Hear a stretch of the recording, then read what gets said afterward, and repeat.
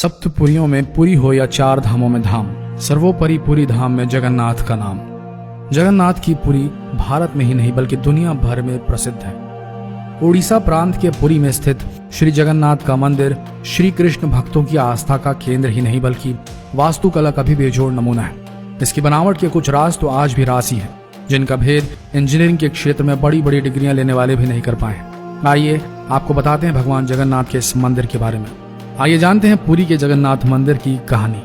कहा जाता है कि भगवान जगत के स्वामी जगन्नाथ भगवान श्री विष्णु की इंद्रानिल या कहें नीलमणि से बनी मूर्ति एक अंगुरु वृक्ष के नीचे मिली थी। मूर्ति की भव्यता को देखकर धर्म ने इसे पृथ्वी के नीचे छुपा दिया। मान्यता है कि मालवा नरेश इंद्र द्रिम्न ने, जो कि भगवान विष्णु के कड़े भक्त थे, उन्हें स्वयं श्री हरि ने अपने सपने में दर्शन दिया और कहा कि पुरी के समुद्र तट पर तुम्हें एक लकड़ी का लट्ठा मिलेगा, उससे मूर्ति का निर्माण कराओ। राजा जब तट पर पहुंचे तो उन्हें लकड़ी का लट्ठा मिल गया। अब उनके सामने यह प्रश्न था कि मूर्ति किनसे बनवाएं। कहा जाता है कि भगवान विष्णु स्वयं श्री विश्वकर्मा के साथ एक वृद्ध मूर्तिकार के रूप में प्रकट हुए।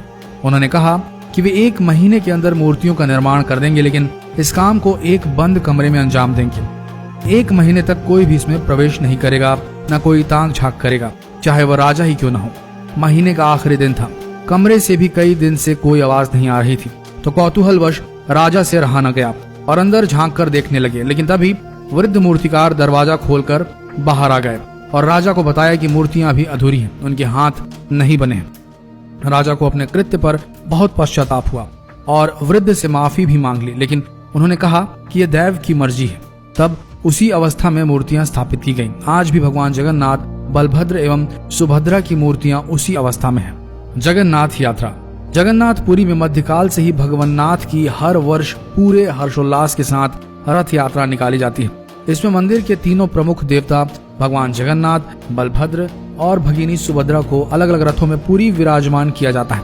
पूरी तरह से सुसज्जित इस रथ यात्रा का नजारा भी भव्य दिखाई देता है। वर्तमान में रथ यात्रा का चलन भारत के अन्य वैष्णव कृष्ण मंदिरों में भी खूब जोरों पर है।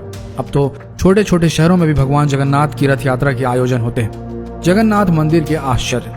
4 लाख वर्ग फुट के विस्तृत क्षेत्र में फैला भगवान जगन्नाथ का यह मंदिर 4 दीवारी से घिरा है और कलिंग शैली की मंदिर स्थापत्य कला व शिल्प के प्रयोग से बना भारत के भव्य स्मारक स्थलों में शुमार है।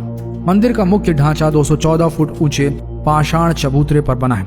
मूर्तियां इसके भीतर आंतरिक गर्भगृह में मुख्य देवताओं की मूर्तियां स्थापित है। वैसे तो भारत के बहुत सारे मंदिरों के साथ आश्चर्य जुड़े हुए हैं, लेकिन जगन्नाथ मंदिर से जुड़े आश्चर्य बहुत ही अद्भुत है। कहते हैं प्रत्यक्ष को प्रमाण की आवश्यकता नहीं होती। भगवान जगन्नाथ के इस मंदिर पर जाकर कोई भी इन आश्चर्यों को देख सकता है, लेकिन बहुत प्रयासों के बाद भी अभी तक इन रहस्यों से पर्दा नहीं उठा है। इनमें से कुछ रहस्य इस प्रकार है। हवा के खिलाफ लहराती है ध्वजा। मंदिर के शिखर पर स्थित ध्वज हमेशा हवा की विपरीत दिशा में लहराता है। ऐसा क्यों होता है, ये एक रहस्य ही बना हुआ है। एक और अद्भुत बात इस ध्वज से जुड़ी है, वो ये है कि इसे हर रोज बदला जाता है और बदलने वाला भी उल्टा चढ़कर ध्वज तक पहुंचता है। मान्यता है कि यदि एक दिन ध्वज को ना बदला जाए तो मंदिर के द्वार 18 साल तक बंद हो जाएंगे। सुदर्शन चक्र। मंदिर के शिखर पर ही अष्ट धातु निर्मित सुदर्शन चक्र है। इस चक्र को नील चक्र भी कहा जाता है और इसे बहुत ही पवित्र माना जाता है। इसकी खास बात यह है कि यदि किसी भी कोने से, किसी भी दिशा से इस चक्र को आप देखेंगे तो ऐसा लगता है जैसे इसका मुंह आपकी तरफ है। दुनिया की सबसे बड़ी रसोई। श्री जगन्नाथ के मंदिर में स्थित रसोई दुनिया की सबसे बड़ी रसोई मानी जाती है। इसमें एक साथ 500 के करीब रसोई और 300 के आसपास सहयोगी भगवान के प्रसाद को तैयार करते हैं। दूसरा, प्रसाद पकाने के लिए 7 बर्तनों को एक दूसरे के ऊपर रखा जाता है और प्रसाद पकाने की प्रक्रिया सबसे ऊपर वाले बर्तन से शुरू होती है। मिट्टी के बर्तनों में लकड़ी पर ही प्रसाद पकाया जाता है। सबसे नीचे वाले बर्तन का प्रसाद आखिरी में पकता है। हैरत की बात यह भी है कि मंदिर में प्रसाद कभी भी कम नहीं पड़ता और जैसे ही मंदिर के द्वार बंद होते हैं प्रसाद भी समाप्त हो जाता है।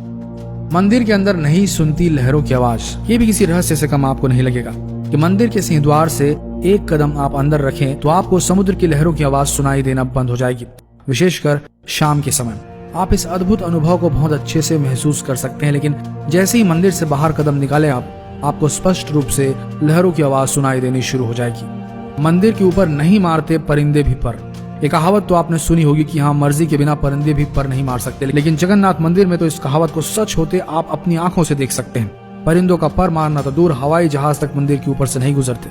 नहीं होती ऊपरी हिस्से की परछाई। ये तो विज्ञान का नियम है कि जिस पर भी रोशनी पड़ेगी उसकी छाया भले ही आकार में छोटी या बड़ी बने, लेकिन बनेगी जरूर। लेकिन भगवान जगन्नाथ के मंदिर का ऊपरी हिस्सा विज्ञान के इस नियम को चुनौती देता है, क्योंकि दिन के किसी भी समय इसकी परछाई नजर नहीं आती। यहाँ बहती है उल्टी गंगा। अक्सर समुद्री इलाकों में हवा का रुख दिन के समय समुद्र से धरती की तरफ होता है, जबकि शाम को उसका रुख बदल जाता है और धरती से समुद्र की ओर बहने लगती है। लेकिन यहाँ भगवान जगन्नाथ की माया इसे उल्टा कर देती है और दिन में धरती से समुद्र की ओर व शाम को समुद्र से धरती की ओर हवा का बहाव होता है। कैसे पहुंचे उड़ीसा के जगन्नाथपुरी के धाम? वैसे तो जब भक्त का बुलावा भगवान करते हैं तो वह दुर्गम से दुर्गम स्थल पर भी पहुंच जाता है, और जब उसकी मर्जी नहीं होती तो आंखों के सामने होते हुए भी प्राणी अंदर प्रवेश नहीं कर सकता।